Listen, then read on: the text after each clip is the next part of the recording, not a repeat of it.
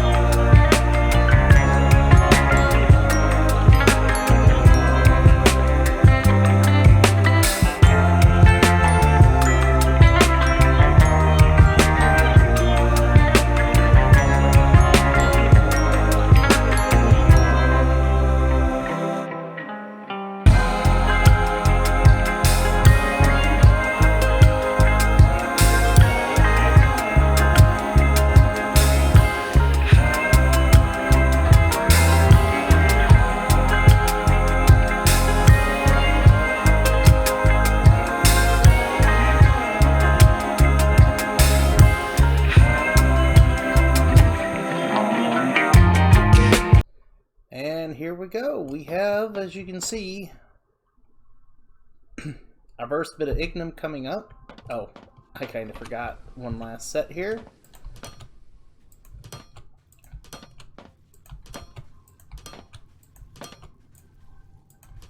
So, throughout that speed build, you'll notice I changed this around quite a bit. So my original intention is what I have here now,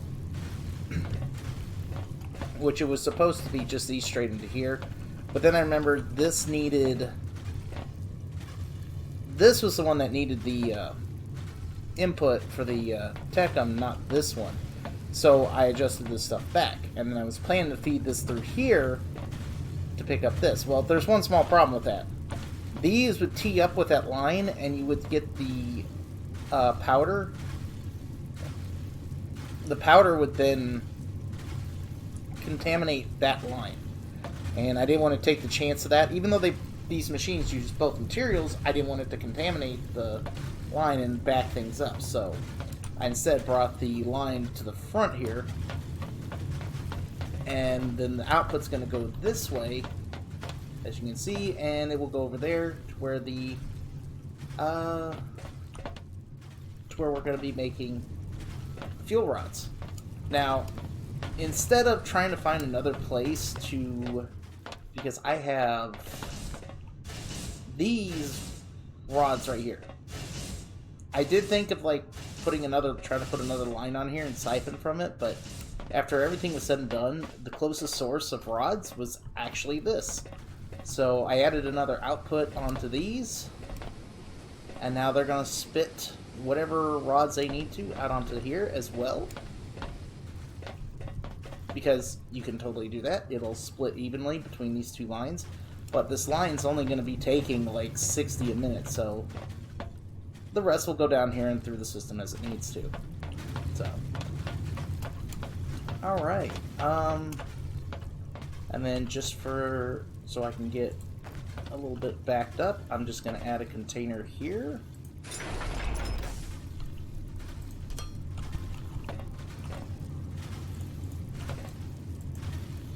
And yeah, that was for the most part that. So it's not a lot that got done. And like I said, each individual part's really not that hard. It's just getting it around to it. The hardest part is probably going to be this one right here. Because I'm going to combine it. You know what? See, we have this too, which is just 120 coil a minute, wire coil a minute. And that's all it needs. So it basically needs one of these to feed one of these. And what we have back here, since we still have time, is we have... over here. Nope, wrong set. Over here. This is where we're making electronic components, right? Well, back here we have this extra line of wire. Now, I did set it up so that this could consume extra wire out of the system to make extra of these, but I don't need that right now. So, I mean, this produces 80 a minute, and this setup right now only takes 40 a minute wire, so one of these machines is more than enough. So I can upgrade this machine here to the tier 2 machine. Like, literally, just let me grab that.